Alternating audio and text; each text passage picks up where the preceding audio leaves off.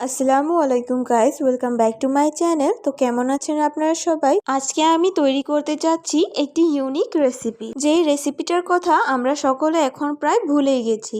এখনো অনেকেই আছো যারা কিন্তু এইভাবে সেমাই তৈরি করে খেয়ে দেখোনি। এই সেমাইটার প্রচলন কিন্তু আগে অনেক বেশি ছিল। বেশিরভাগ কিন্তু তোমরা এই সেমাইটা নানি দাদিদের তৈরি করতে দেখে থাকবে। আর এই কলটা আমার আম্মু অনেক আগে কিনে রেখেছিল, ময়দা গুলিয়ে নাকি এর ভিতরে দিয়ে ঘোরালেই সেমাই বের হয়। এই যে দেখো কত সুন্দর নুডলসের মতো সেমাই তৈরি হয়ে গেছে। এখন এগুলো ছিঁড়ে চশমেনেতে ছড়িয়ে রাখতে হবে যেন জোড়া না লেগে যায়। আর এরকম করে অনেকগুলো সেমাই তৈরি করে নিতে হবে। প্যাকেটের সেমাই কিন্তু আমরা সবসময় খেয়ে থাকি, বছরে একবার হলেও কিন্তু এভাবে সেমাই খাওয়া যেতেই পারে। সেমাই তৈরি হয়ে গেছে, এখন জেনে নেওয়া যাক রান্নার উপকরণগুলো।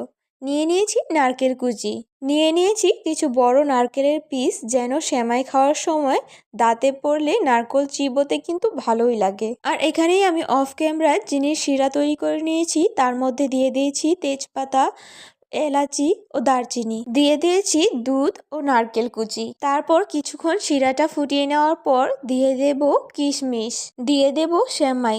অল্প একটু সেমাই দিয়ে কিন্তু অনবরত নেড়ে নিতে হবে, না হলে কিন্তু দলা লেগে যাবে। সেমাই দিয়ে দেওয়ার পর আরো কিছুক্ষণ রান্না করতে হবে। সেমাইয়ের ঝোলটা যখন শুকিয়ে একদমই সেমাই উপরে উঠে যাবে, তখন বুঝে নিতে হবে যে আপনার সেমাইটি তৈরি সার্ভ করার জন্য।